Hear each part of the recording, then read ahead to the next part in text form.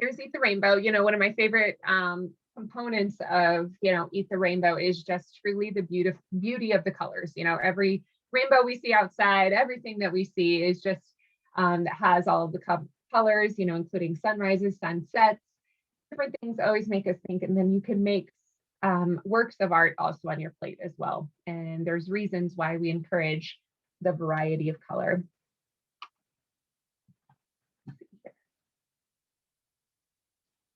There we go. So why the rainbow? Why are we aiming to encourage this? So it has, you know, our fruits and vegetables have a wide variety of vitamins and minerals. It's very rich, you know, our fruits and vegetables are very rich in fiber, which is excellent for a normal and healthy GI tract. You know, we are often as a society very behind in the 25-gram minimum of fiber that we need on a daily basis. So trying to focus this as a very easy way to get that towards that 25 grams a lot quicker. So these particular foods being rich in fiber, rich in antioxidants, again, good cancer fighters, reducing that inflammation, getting rid of the free radicals that we've talked about before, and can be really, really great. They are lower in calories for people that are trying to monitor their number of calories. You know, the nice thing about having fiber and lower calories is it can kind of play with that brain a little bit of feeling full, but you're not having to eat as many calories, which is excellent. And then lower in sodium. As we tend to age, you know, we're always having to sometimes watch the salt content of our diet in general, and a lot of processed foods can be very high in salt. So that is also another thing. Another thing that I didn't put on here, and but is important, is they're also lower in fat calories, oftentimes with heart health as well. We want to monitor the amount of fat that we're consuming. So again, lots and lots of benefits. There's more that could be added to this list, but really the biggest reasons why we focus on eating the rainbow. So vitamins and minerals 101, this just kind of goes into the, you know, wide variety of vitamins and minerals that we have. Not fruits and vegetables do not contain every single vitamin and mineral, but they do contain quite a few. So just to kind of break down, you know, what vitamins and minerals are. So we have fat soluble vitamins, vitamins A, D, E, and K. These are very beneficial for immunity, bone health, and cell protection, which is really important. But the thing with fat soluble vitamins is that they require a fat source for optimal absorption. So, you know, these are the things that we want to make sure that we do have natural occurring fats when we are consuming them for optimal absorption from food sources. So, you know, kind of focusing on natural sources of fat would be a little bit of avocado. So we'll have a salad here in a little while that does have some avocado on it. Again, just helping absorb those fat soluble vitamins. Water soluble vitamins, these are the vitamins that when your body has enough, then you're going to excrete it in the urine if you have an excess of. So vitamin C and B vitamins are in this particular category. These particular vitamins are very beneficial for wound healing, immunity. They are also coenzymes to help the body obtain energy from food. So, you know, the calories and the different components that are in food to help our bodies use it appropriately, we need these kind of coenzymes, or these particular components from B vitamins especially, that help us, you know, convert those foods to energy in the appropriate kind that we have. Minerals, sodium, chloride, potassium, calcium, phosphorus, magnesium, and sulfur. All of these particular minerals are very important for fluid balance. You know, sodium, potassium, phosphorus, especially, you know, when we think about the kidneys, calcium also being in there. So that's, again, that fluid balance. So it's an important, so people have kidney issues and sometimes they're having to monitor certain amounts of these types of minerals. Also, these minerals are very important for bone health, specifically calcium and phosphorus are going to be very important from that standpoint, and then nerve transmission. And then lastly, trace minerals. You know, we hear about iron so much, so it's hard to believe that it's actually, you know, just a trace mineral, but iron is very important, again, you know, in relation to our red blood cells and such. But iron, zinc, iodine, selenium, copper, oh, I double copper there, sorry about that. But manganese, chromium, and molybdenum is another one. So all of these are important for energy metabolism, red blood cells, growth and development, and then blood sugar regulation. So vitamins and minerals and antioxidants in fruits and vegetables. So I kind of took all the different colors and put them in here. And so, what's important is that different colors contain different vitamins and minerals. And we're going to talk about those today. But, why we talk about the rainbow again is that we need all of these vitamins and minerals. And, the best way to get it is from food sources, because our body is meant to, absorb those through the GI tract. So, when we find in our fruits and vegetables, vitamin A, K, there's your two fat soluble vitamins, vitamin C, folate, B6, magnesium, potassium, manganese, allicin, lutein, the anthocyanins, the flavonoids, the quercetin, and the lycopene. And I have likely forgotten some here, and it continues to go on and can be very, very beneficial.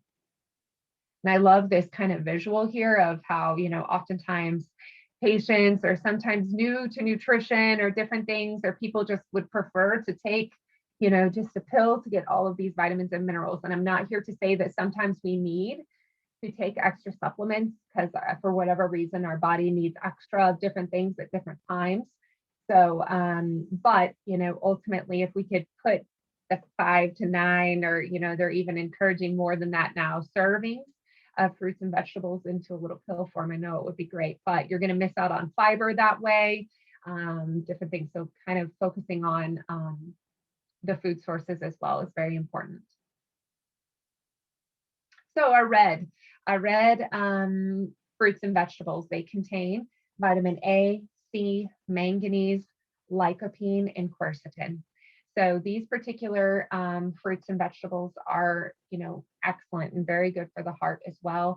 Vitamin A being very beneficial for the eyes, vitamin C for immunity. The lycopene-rich foods, this is definitely an area where it has been encouraged, especially for prostate cancer and prostate health in general. So your watermelon, pomegranates, different things like that are all going to be good sources of lycopene. And then quercetin, of course. So our orange, we're known for this. We always think of this to help with our immune system. Can be very, sorry, went too much there. So good and rich in vitamin C, of course, vitamin A being the beta carotene for eye health. Potassium, this is definitely a big one for patients sometimes, just because oftentimes different medications or different treatments for whatever reason can kind of deplete potassium. Also, when we think about issues where maybe patients have losses, issues such as diarrhea potentially or vomiting, you can deplete those electrolytes or minerals that can make it difficult, again, for that fluid balance. So we're often educating patients aiming to increase their potassium. And then vitamin B6 as well, being very good as one of the B vitamins, water-soluble vitamins. And then our yellow, thinking of peppers, bananas, which can kind of cross over into white, I guess, somewhat too, but lemons, the list just kind of goes on and on. But again, here's the potassium, manganese, B6, and magnesium. We hear a lot of patients that do have, or a lot of people in general as a society are more depleted in magnesium. And it's unfortunate because our soil isn't as rich as it used to be way back in the day. And so we're often having to supplement. But again, this goes back to, we've talked about what's in season being very beneficial. So, that's where you're going to get richer nutrients from these different fruits and vegetables. So the white, I know this isn't a part of the rainbow, but we sneak it in there between a couple of colors. But these particular foods have quite the punch and lots of benefit to them. The allicin, of course, that also antibacterial effect. When we think about bacteria that we naturally come in contact with, there's a lot of literature to indicate benefits of garlic and, other that fit in that particular family. Vitamin C also being very beneficial. Vitamin K, this is one that is really great. It does we need it in our body. It's a kind of helps with blood clotting and different things. But, oftentimes when patients potentially have had a history of blood clots and are on certain medications, now it is something that we want to, note ones like Coumadin and warfarin. We often have to monitor the amount of vitamin K that's in different foods. So also we'll get to our green fruits and vegetables as well, primarily the green vegetables. And that is where, we kind of monitor those. But vitamin K, again, being a fat soluble vitamin. So, incorporating these with other natural occurring fat sources is going to help with the absorption of the vitamin K from these foods.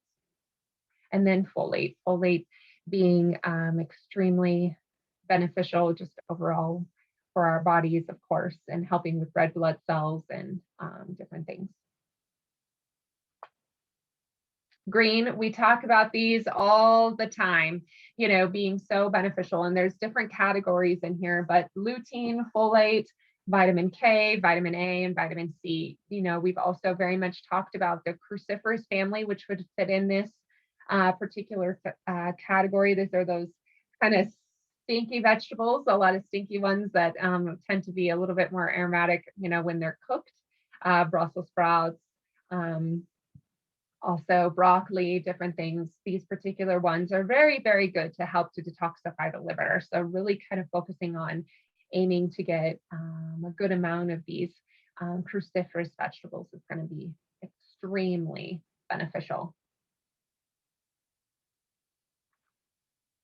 And then blue and purple, these particular fruits and vegetables are excellent to help, there's a lot of literature to indicate the benefits of brain health, of course. The anthocyanins, the flavonoids, and the vitamin A, very rich in antioxidants, aiming to get rid of those free radicals. And we talked a lot about, and I believe it was last month, about different processes that are occurring in the body to help our body detoxify. So again, focusing on these wide varieties of colors and, especially this purple and this blue category, lots of benefits in regards to those antioxidants or ridding of the free radicals. I know I've provided this list for you before, but I always get the question, well, yes, you're encouraging us to incorporate more fruits and vegetables. We need 5 to 9 servings a day. But do I need to go organic, or do I need to go, can I go conventional? And the environmental working group has this list out for us. And, I always encourage patients, I would rather you have fruits and vegetables in general than to not have them at all, just making sure that you're cleaning them well. But if you have the opportunity to go organic, these particular 12 fruits and vegetables, the dirty dozen, these are the ones that we would encourage going organic on. And we've also learned about in previous presentations how to define, noting that USDA stamp. There's going to be a 9 as the first number if you're looking at the numbers on the little tag or sticker on the fruit or vegetable. So as the number. So strawberries, spinach, kale, collard and mustard greens, nectarines, apples, grapes, cherries, peaches, pears, bell and hot peppers, celery, and tomatoes. So these all include into the dirty dozen, which are things to kind of monitor and keep an eye on. But again, you're going to pay less for organic when these particular fruits and vegetables are in season. So the more you can get in season, that's where you're going to get more nutrients. And then also you're not going to have as much of an expense. But also thinking about times when things are out of season, you can always consider doing frozen options. And that's where, you could get things out of season, but maybe organic and still at that more, quote, reasonable price. And then lastly, do not forget about your farmers markets. These are going to be starting soon, which I'm so excited about. They always make me so happy seeing all the colors and different things of different fruits and vegetables. But again, you have that opportunity to speak directly with the farmers or with the people that are growing those fruits and vegetables and, entrusting in that organic process if they're doing that. And also you may get a little bit more of a reasonable price in that regard. And then the clean 15, these are the fruits and vegetables that tend to be cleaner, conventionally grown. It doesn't mean that I am here to say that you shouldn't go organic on them if you'd like to, but you have less risk, lesser pesticides and different components used on them that would be the issues that you're concerned about. So, avocados, sweet corn, pineapple, onions, papaya, sweet peas that are, you can also get the frozen options, eggplant, asparagus, broccoli, cabbage, kiwi, cauliflower, mushrooms, honeydew, and cantaloupe. So cantaloupe be in there. So it's definitely, these are going to be the cleaner options. You still want to make sure that you're cleaning things really, really well before you are cutting into them, of course. So things to kind of keep an eye out on. So I'd love to get into just kind of thinking about recipes. So when we do educate patients, what we do aim to encourage patients is to focus on making half of your plate be some of the non-starchy vegetables. So again, making as much of a rainbow. So remembering 5 to 9 servings a day of fruits and vegetables.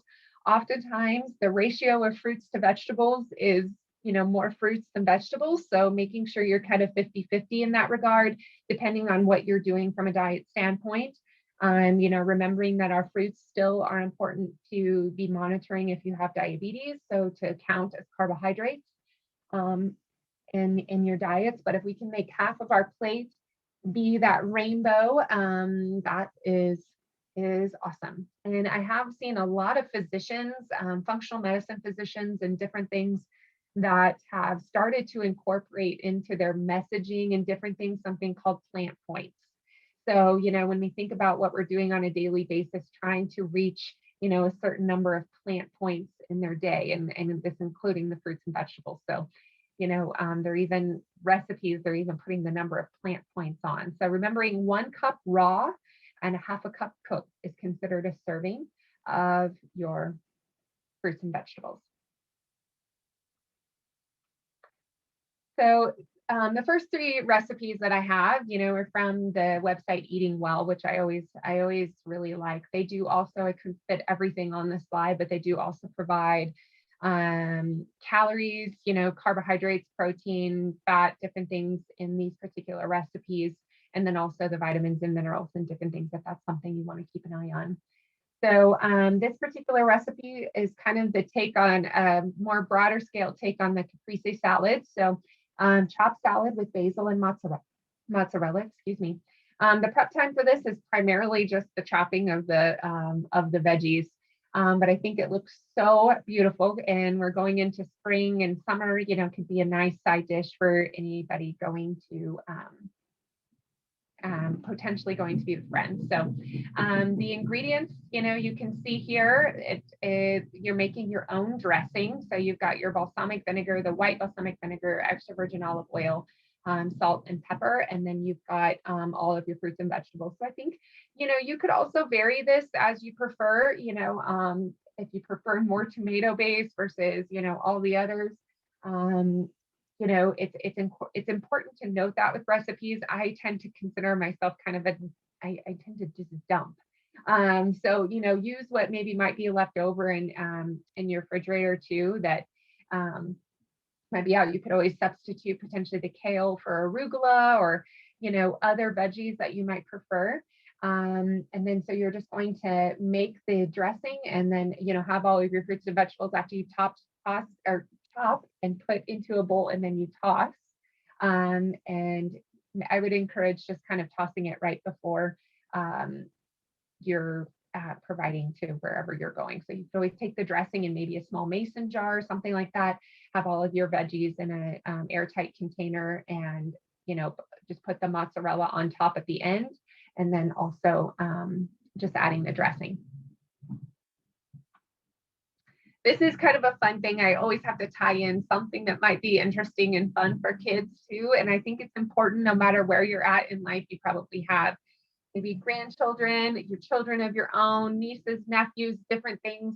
And I always love, aiming to be a bit deceptively delicious with things. I think you could take this recipe a little bit further, maybe add a green layer, which would be really fun. Now mixing it may make it not as pretty, but you can play with those things. We talked about smoothies last month, and what was fun is, considering and, starting simple with spinach. And then if you're more of a veteran with smoothies, you could even do some kale in making another layer and, splitting things up into 4s instead of 3s, which it says here. So essentially you're going to split the milk and the yogurt and the bananas up into three sections. So we're going to make 3 different layered smoothies here. So getting 4 cups out, this is a serving, 4 servings. So you mix the milk and yogurt, banana and blackberries or blueberries combined together. As you're getting ready for the next stage, put all 4 of those in the freezer. And again, kind of building on this just a little bit, remembering that you can always consider doing dairy-free options. There are dairy-free yogurts. There are dairy-free, of course, there are dairy-free milks, just depending on where you're at from that standpoint. This could also be an opportunity where you incorporate maybe a little bit more protein powder if that's what you're going for. So there's different things that you could always adjust this particular smoothie to better meet your needs. And then also, they had fun making the different garnishes as you prefer there. And then, but also I loved, adding the chia seeds. So you're going to get some extra omegas and a little bit more fiber there. This I thought was absolutely gorgeous. So this rainbow veggie wrap, is excellent. Again, this is something that you can adjust, with what you might have in your refrigerator, or remove some different things, whichever you prefer, if too much of these veggies is in there. So you've got your multi-grain tortillas and wraps.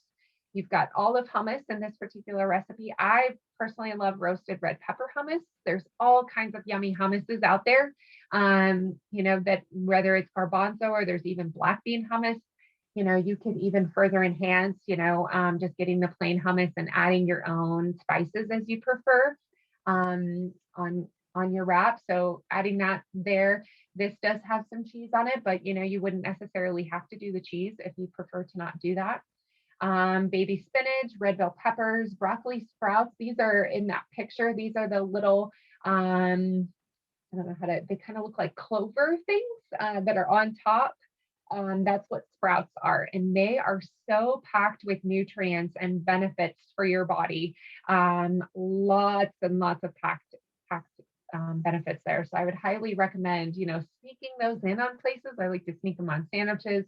Wraps is a really good way. In other salads, even, you can kind of have those there, but and you really aren't going to note. I personally love, it says broccoli sprouts here, but I like radish sprouts.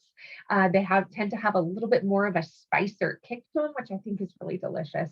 So you incorporating those is great. You've got the red cabbage there, julienne carrots, and then of course, like, you can consider various dressings that you might want to do for dipping, or not. There's a green goddess dressing that's recommended that you can find at the grocery store. That is good for this particular one, but you can adjust as you prefer for various dipping sauces. I've seen a lot of really yummy ones out there making your own. There are, you can always use like plain Greek yogurt as a base and make your own potentially green goddess, adding avocado, plain Greek yogurt, doing whichever lime or lemon or something like that, just to add some tartness to things, and can be easy and make on your own at home. And then lastly, we have the citrus avocado salad. So this is from gimmesomeoven.com. This was a really fun website as well, but this is kind of an Asian-y based recipe, just a little bit. So you've got your mixed greens that you can get at the grocery store already, done. So you get a container or a bag of those, or you can make more servings of this if you prefer. Ruby red grapefruit, but some people aren't grapefruit people, or even for medical purposes, you have to monitor your grapefruit intake with different medications. So, you can always do oranges or mango, peeled and chopped. 1 large ripe avocado, peeled and pitted and sliced. You can do, what I love about this is some of the freshness of some herbs in here too, which is fun. Basil leaves, mint. Mint is one of my favorites. These might be opportunities to even grow your own herbs. You know, when you purchase them at the store, unfortunately, sometimes I feel like just for such a small amount, it can be expensive, but you know, they can be pretty easy to grow. So something to consider to incorporate. Half of a medium red onion sliced, and then you can also do some toasted almonds. I think really, truly any nut that you might prefer here. And then of course, some sesame seeds can also be really good. So for the vinaigrette, it's a sesame vinaigrette, so 2 tablespoons of avocado oil, or you can do another mild flavored oil. We've got soy sauce here, rice vinegar, some maple syrup or honey, just to add kind of the savory component with the sweet and salty. Sesame oil, toasted sesame oil, that's going to be very aromatic. It's definitely going to be a specific flavor, so monitoring if that's something that you like. Ginger, you can do ground ginger. I'm sure also you could do some grated fresh ginger if you prefer that. Just you're going to definitely have some additional spiciness there, which a lot of people really like and can be really yummy. Garlic and garlic powder and sea salt. So essentially you're going to put all of the fruits and vegetables there together, and you can take the vinaigrette and add to a mason jar or something of that sort and just shake it up. And again, this could be something if you're going to take this particular salad somewhere, I would encourage not adding the avocado, you know, cutting that once you're ready to present it or, you know, serve it, and then adding the dressing at the end too. So, and another thing, you know, with dressings is sometimes people like to use little ramekins or dishes or something on the side where they don't want it all tossed together. So that's all just essentially kind of a preference from that standpoint. And then this is my final sort of thing, you know, reminding that beauty is the eye of the beholder. You know, I get just as much of an awe and, you know, amazement by a plate of fruits and vegetables that are in a rainbow as I do from a sunset, a sunrise, and, you know, seeing that every once in a while rainbow that pops up for us. So remembering that, you know, these sunsets, sunrises, and rainbows are, you know, just God's gift to reminding us, you know, of the beauty. And then food is another thing that God has given us to kind of well nourish us. So hopefully you've got some ideas here